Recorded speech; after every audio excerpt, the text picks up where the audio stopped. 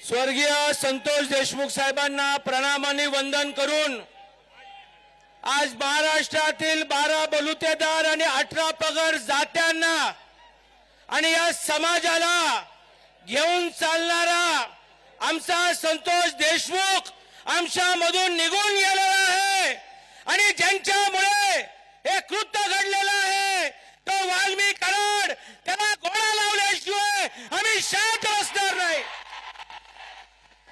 मुख्यमंत्री ज्या वेळेला विरोधी पक्ष नेते होते त्यावेळेला त्यांनी मनसुख हिरे प्रकरण शोधून काढलं।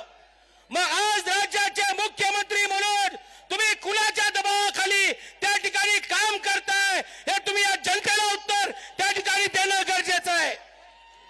धनंजय मुंडे जोपर्यंत हा निकाल लागत नाही तोपर्यंत मंत्रिमंडळामधून अजितदादा पवारांनी त्यांना हाकलून काढलं पाहिजे आणि ज्या अजितदादा पवारांनी त्या परिवाराला भेट दिली एक माणुसकी म्हणून त्यांना खातं वाटप देणं गरजेचं नव्हतं पण ते झालं।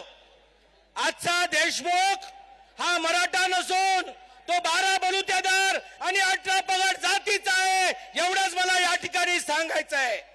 बीड मध्ये हत्या ही कुठल्या एका जातीची झाली नाहीये एका मराठ्याची झाली नाहीये तर माणुसकीची झालेली आहे आणि आज माणुसकी ही महाराष्ट्राला आपण सर्वांनी दाखवून दिलेली आहे।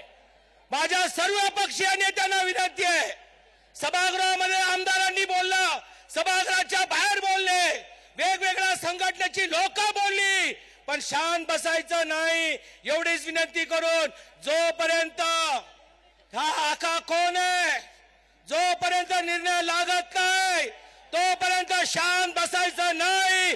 जय भवानी जय शिवाजी।